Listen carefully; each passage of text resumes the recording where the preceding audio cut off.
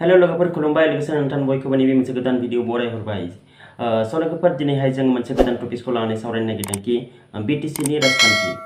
स' BTC नि राजखान्थि होननानै बुङोब्ला मेनलि UPPL आरो BPF नि बे मोननै राजखान्थि हान्जानि सायावनो जों सावरायनो गोनां जायो आरो बे मोननै राजखान्थि हान्जायानो जोंनि बर' हारिनि गांनाय उखैनायखौ सुफुंनो थाखाय सानहर बिथांमोना नाजागासिनो थायो स' बेबायदियाव आं दिनैहाय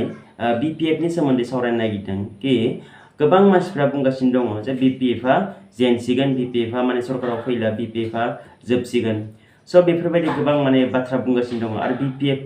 नियाव रायजो राजानि मेन्डेट गैला रायजो राजाया BPF खौ भट होलिया स' बेफोरबायदि गोबां मानसिफ्रा बुंगासिनो दङ बा सावरायगासिनो दङ ससियेल मिडियायाव ओंखारगासिनो दङ अपोजिशना जेरैबायदि BPF खौ क्रिटिसाइज खालामो कि BPF जों रावबो माने गैला रायजो राजाफ्रा BPF नो भट होलिया स' बेफोरबायदि माखासे बाथ्राफोरखौ दिनै जों ससियेल मिडियायाव नुगासिनो थायो स' बेफोरनि सायावनो आं दिनै नैबे मोनसे भिडिअखौ बानायनाय जादों आरो भिडिअखौ जागायनायनि सिगांनो आं मोनसे बाथ्राखौ क्लियार खालामनानै होनो नागिरदों आङो रावबो पलिटिकेल हान्जानि सोद्रोमा नङा ना BPF ना UPPL आं रावनिबो हान्जानि मानसि नङा नाथाय जोंनि राजखान्थिया जेरैबायदि लाइनाव थांगासिनो दङ मोनसे पार्टिया रायजो राजाखौ थगायनानै गुबुन माने पार्टिखौ माने गादबनो नाजानाय दिनै BPF आ रायजो राजाखौ थगायनानै UPPL खौ गादबनो नागिरो UPPL आ रायजो राजाखौ थगायनानै BPF खौ गादबनो नागिरो किन्तु सैथोआ मा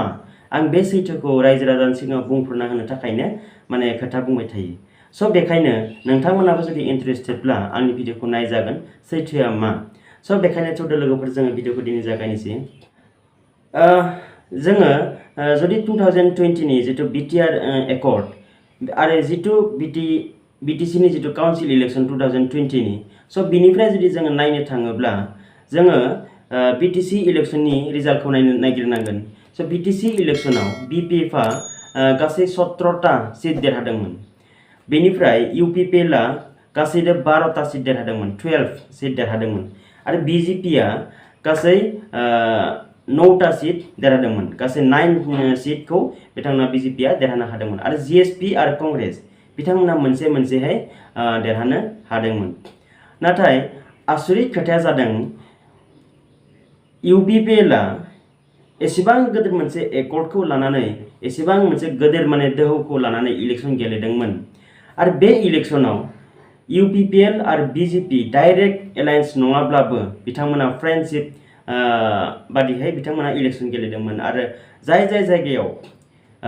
UPPL आ BPF खौ फेजेननो हाया बेफोरबायदि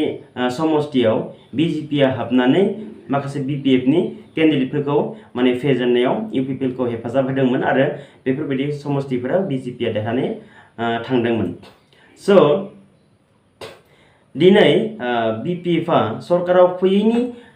जाहोनानो जादों BTC आव 2020 आव BPF आबो माने सरकार दानो मेजरिटी मोनासै UPPL आबो सिंगेल मेजरिटी मोनासै BJP आबो मोनासै रावबो पार्टियानो बेबायदि मेजरिटी मोनासै जायनि थाखाय दिनै UPPL आरो BJP आरो GSP बिथांमोना एलायन्सआव सरकार दानो गोनां जाहैबाय आरो एलायन्सआव सरकार दानायनि ड्रामाया माबायदिमोन रायजो राजाफोरा बेखौ गासैबो मिन्थिखायो जुदि UPPL बा BJP बा GSP बिथांमोना जुदि गुवाहाटीनि लिलि हटेलाव जुदि मास मोनसे जुदि थायालाबासिनो जुदि गावबा गावनि न'आव थानायमोनब्ला हयथ' सरकारा BPF नियावनो हयथ' जागौमोन बेखौ रायजो राजाफोराबो गोबां सानो मानोना दिनै BPF आ गासै 17टा सिट देरहादोंमोन आरो मोनथामल' सिट बिथांमोना जुदि मोननायमोनब्ला बे मोनथाम सिटजों बिथांमोना मेजरिटी लानानै सरकार दानो हायोमोन UPPL नि सोरबा सासे MCLA जुदि BPF जों फैनायमोनबा INC आरो GSP खौ जुदि लानानै एलायन्सआव लानानै जुदि BPF आ सरकार दानायमोनब्ला हयथ' दिनै सरकारा BPF नियावनो थागौमोन नाथाय बेबायदि जायासै सरकार दानो हानाया UPPL नि थाखायनो बिराद मोजां मोनसे सुबिदा मानोना एकर्डखौ प्रमोद बर'आ खालामदों आरो एकर्डखौ खालामनायनि उनाव बे एकर्डनि गासैबो खामानिखौ मावफुंनाया प्रमोद बर'नि दायित्व NDP नि लिडारफोरनि दायित्व स' बेखायनो दिनै UPPL आ सरकार थानायाबो बिराद मोजां मोनसे स्कप होननानै जोङो बुंनो नांगोन खोथाया जाहैदों थारैनो रायजो राजाया BPF जों गैमारला नामा आंनि भिडिअ बानायनायनि मेन टपिक्सआ बेसो थारैनो रायजो राजाया BPF जों गैमारला नामा आङो UPPL सरकार दानायाव आंहा बेयाव हेंथा गैया, BPF सरकार दानो हायियाव आं बेयाव दुखु गैया। किन्तु खोथाया जादों मा, मेन फेक्टआ जादों मा, रायजो राजाया BPF जों गैमोला नामा, मेन बाथ्राया आंना बेयावसो। सब बेखौनो लानानै आङो बुंनो नागिरदों। दिनै BPF BTC इलेक्शनाव गासैबो 17टा सिट देरहादों। बेयाव बे BTC काउन्सिल इलेक्शनाव आसामनि चिफ मिनिस्टार हेमन्त बिश्व शर्मा मानगोनां बिथाङा जेरैबायदि केम्पेइन खालामफैदोंमोन, ओरैबायदि माने गोब्राब माने केम्पेइन खालामफैदोंमोन। बेनि उनावबो UPPL 12टा सिटल' देरहानाया आरो BPF 17टा सिट देरहानाया, स' बेयाव थारैनो रायजो राजाफोरा सोरदों दं आरो बेखौ दिनै रायजो राजाफोरा निश्चय हमदां हाखागोन। BPF जेननायनि कारनानो जाहैदों मा, जायफोर माने ओनसोलाव जायफोर समस्तियाव BPF खोब माने स्ट्रं, बेयाव माने UPPL देरहानायनि चान्सआ खोब खम, बेफोरबायदि ओनसोलाव BJP हाबनानै इलेक्शन गेलेदों आरो बेफोरबायदि समस्तियाव BJP देरहादों, जायनि थाखाय BPF मेजरिटी मोननो हायासै। बिनिफ्राय फैलायबाय एसेम्बली इलेक्शन। BTC इलेक्शनाव जेरैबायदि BPF आरो कंग्रेस बिथांमोना सरकाराव फैनो हायासै, नाथाय UPPL आरो BJP आरो GSP बिथांमोना जेरैबायदि सरकार दाबाय, बे सरकार दानायनि उनाव आसामनि जितु एसेम्बली इलेक्शन आरो BTC नि आन्दाराव जिमानखिनि गोलैनाय एसेम्बली माने समस्ति, BTC नि सिङाव गोलैनाय एसेम्बली समस्तिफोरनि केन्डिडेटआ बांसिनानो UPPL देरहादों। आरो बेनि जाहोनानो जादों मा, जेरैबायदि BTC आव मोनसे सरकार थाखाबाय UPPL नि, आरो बे UPPL नि सरकार थाखानायनि उनाव जुदि रायजो राजाफोरा माबा मोनसे मोननो थाखाय जुदि मोननाय मोनैनि खोथाखौबो रायजो राजाफोरा निश्चय सानो। स' बेखायनो एसेम्बली इलेक्शननि रिजाल्टआ एसे आलादा जायो। मानोना नोङो BTC आव जाय सरकारा थागोन, एसेम्बली इलेक्शनाव बि पार्टीनि केन्डिडेटआ देरहानायनि चान्सआ बांसिन थाखायो। स' बियो मोननाय मोनैनि सायावबो रायजो राजाफ्रा एसे सोनारो। स' बेखायनो आसामनि जितु एसेम्बली इलेक्शनमोन 2021 जानाय, स' बेयाव UPPL गासै 6 मासियाव देरहादोंमोन, 6 MLA मासियाव देरहादोंमोन आरो BPF गासै 4 मासियाव देरहादोंमन। नाथाय दुखुनि बाथ्राया बेनो, जेब्ला पेन्डेमिक जादोंमोन, COVID-19 नि जितु माने लकडाउन जादोंमोन, बे समाव BPF नि सासे आरो UPPL नि सासे MLA बिथांमोना गावनि जिउखौ खोमाना लानो गोनां जादोंमोन। जेरैबायदि गसाइगावनि मजेन्द्र नार्जारी बिथाङा COVID-19 आव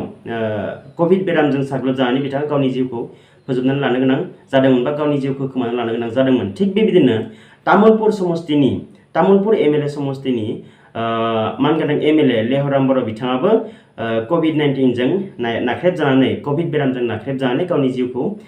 खोमाना लानो गोनां जादोंमोन। बेनि उनाव बे मोननै समस्तियाव इलेक्शन जाफिनदोंमोन। नाथाय जितु आसामावबो BJP सरकार दाखाबाय आरो BJP UPPL एलायन्सआ सरकार दाखाबाय, BTC आवबो BJP UPPL एलायन्सआ सरकार दाखाबाय। बेनि उनाव बे जितु मोननै समस्ति MLA समस्तियाव इलेक्शन जादों, बे मोननै MLA इलेक्शननि जितु रिजाल्ट, बेयाथ' UPPL देरहाखागोन, बियो मोननाय मोनैनि सायाव सोनारो। दायो बेनिफ्राय फैलायबाय MP इलेक्शन। दा MP इलेक्शनाव जालायबाय इन्टारेस्टिं मोनसे रिजाल्टखौ जों नुनो मोनबाय। दा MP इलेक्शनाव जों बिराद इन्टारेस्टिं मोनसे रिजाल्टखौ नुनो मोनबाय। MP इलेक्शनाव देग्लायनि जितु MP इलेक्शन, बे MP इलेक्शनाव BPF हारसिंनो केन्डिडेट होदों बा BPF हारसिंनो इलेक्शन गेलेदों आरो UPPL BJP SJP बिथांमोना मोनथाम पलिटिकेल पार्टिजों जायफोर माने सरकारा दङ, रुलिं गभर्नमेन्टआ दङ, बिथांमोना बे मोनथाम रुलिं पार्टिया एलायन्स जानानै सासेल' केन्डिडेट UPPL खौ बिथांमोना सापर्ट होदोंमोन। बेनिफ्राय जेरैबायदि 60टा गासै 60टा माहारियारि आफाद बिथांमोनाबो UPPL खौ मदद होनानै बिथांमोना डिक्लारेसन होदोंमोन। आबसुनि दैदेनगिरि बिथांमोनाबो बुंदोंमोन कि गासै 60 माहारियारि आफादफोराबो UPPL नि केन्डिडेट बिथांखौ जोङो मदद होनाय जाबाय होननानै बिथांमोना डिक्लारेसन होदोंमोन। अब्ला पार्टी हिसाबै BJP UPPL बे मोनथाम पार्टियानो रुलिंआव दङ बे मोनथाम पार्टिया एलायन्सआव इलेक्शन गेलेदों सासेल' केन्डिडेटखौ बिथांमोना सापर्ट होदों बेनिफ्राय बिटिसिनि गासै जिमानखिनि ससियेल अर्गानाइजेशन दङ माहारियारि आफादफोर दङ बिथांमोनाबो UPPL खौ सापर्ट होदों बेनिफ्राय BPFआ हारसिंनो इलेक्शनाव हाबलायदोंमोन बा इलेक्शनाव ओंखारदोंमोन बिथांमोना किन्तु लास्टआव जेरैबायदि UPPLआ माने थाखानि माने अखा हाहोबाय जेरैबायदि थाखा रानबाय रायजो राजानि गेजेराव जेरैबायदि ससियेल मिडियायाव गोसारबाय थाखा लानाय बायदि बायदि स' बेफोरबायदि जुदि थाखा फैसा राननाया जुदि जामारदोंमोनब्ला बे थाखा फैसा राननायनि उनावबो दिनै UPPL दों मोनथाम पलिटिकेल हानजा आरो गासै 60टा ससियेल अर्गानाइजेशन थासेयावबो दिनै UPPLआ 51,000 भोटआव जुदि देरहानो गोनां जानाया बिराद आसरित जाथावना BPFआ हारसिंनो सेकेन्ड पजिशनाव थानो हानाया दिनै BPFनि थाखाय थारैनो बिराद माने गोजोनथावना बाथ्रा स' बेखायनो नैफोरबायदि रिजाल्टखौ जुदि जों नायनो थाङोब्ला थारैनो रायजो राजाफोरा BPF जों गैमारला नामा आरो UPPL दोसो थांजोब्बाय नामा स' बे मोनसे कुइसना जोंनि गेजेराव जायो आरो नैफोर इलेक्शन रिजाल्टखौ जुदि नायनो थाङोब्ला एनालाइज जुदि खालामनो थाङोब्ला जोङो बुंनो नांगोन कि दिनै रायजो राजाफोरा थारैनो BPF दोंनो दङ नाथाय BPF खौ सोर फेजेनदों BPF खौ सोर फेजेनदों होननानै जुदि बुङोब्ला BTC नि जितु काउन्सिल इलेक्शनमोन 2020 आव जादोंमोन बे काउन्सिल इलेक्शननि उनाव जेब्ला UPPL BJP आरो GSP सरकार दायो बेनि उनाव BPF नि माखासे MCLA फोरा UPPL आव थांदों सोरबा सोरबा BJP आव थांदों स' बिनिफ्राय BPF नि केन्डिडेटआ बा BPF नि MCLA आ खमिदों बेनिफ्राय MLA इलेक्शनाव जाफैबाय बेबायदिनो जितु UPPL आ BTC आव सरकार दाखाबाय रायजो राजाफोरा जुदि एसेम्बली इलेक्शनाव आसामनि एसेम्बली इलेक्शनाव जुदि UPPL नो जुदि भट होआब्ला मोननाय मोनैनि खोथाखौ गिनानै आरो गिनाया थाखागोन बे हिसाबै दिनै UPPL आ बांसिन माने मासियाव देरहानो हादों BPF आ खम मासियाव देरहानो हादों नाथाय जितु MP इलेक्शन बे MP इलेक्शनाव आसल मोनसे पिक्चारा थारै माने गुबै मोनसे पिक्चारा नुजाफैबाय कि BPF आ हारसिं गेलेनानै गासैदो 4,31,000 सामथिं भट माने मोननो हादोंमोन आरो UPPL आ मोनथाम पलिटिकेल पार्टिजों लोगो नांनानैसो आरो 60टा ससियेल अर्गानाइजेशना मदद होनायनि उनावसो 4,81,000 बेफोरबायदि सामथिं जुदि आङो गोरोन्थि जायाखैब्ला प्लास बिथांमोना भटआव देरहानो हादोंमोन आरो मार्जिना जादोंमोन 51,000 सामथिं स' बेखायनो दिनै जों बुंनो नांगोन कि MP इलेक्शननि सिगां आरो जेरैबायदि चन्द्रन ब्रह्मआ BPF नागारनानै UPPL आव लोब माने हाबनानै दिन्थिदोंमोन ससियेल मिडियायाव बिराद माने भाइरेल जाहोदोंमोन बेनि उनावबो BPF आ जेरैबायदि मार्जिन लानानै जेरैबायदि भट लानानै सेकेन्ड पजिशनाव थानो हाबाय थारैनो दिनै जों बुंगोन कि BPF जों रायजो राजाफोरा दङ नाथाय केन्डिडेटफोरासो BPF नि दैदेनगिरिफोरासो BPF जों गैया आरो बेखायनो दिनै BPF खौ सोर फेजेनदों होननानै बुङोब्ला BPF खौ रायजो राजाफोरा फेजेनाखै BPF खौ BPF नि केन्डिडेटफोरासो BPF नि लिडारफोरासो BPF खौ फेजेनदों थारैनो MP इलेक्शनाव रोखा नुजाफैदों दि BPF जों रायजो राजाफोरा थारैनो दङ आरो BPF जों दैदेनगिरिफोरासो माने गैया बा BPF खौ दैदेनगिरिफोरासो फेजेनगासिनो दङ स' बियो थारैनो जोंनि गेजेराव ख्रा नुजाफैबाय आरो बेखौ लानानैनो हयथ' दिनै BPF नि इसिङारि जितु सावरायनाय बेयाव हयथ' खोब माने रंजाथावना मोनसे बाथ्रा होननानै बुंनांगोन आरो जितु UPPL आरो BJP नि थाखाय बे मोनसे इलेक्शन रिजाल्टआ बिराद माने दुखुनांथावना आरो साननो गोनां होननानै बुंनो नांगोन आरो फैबाय थानाय UPPL नि जितु इलेक्शन जितु पलिसि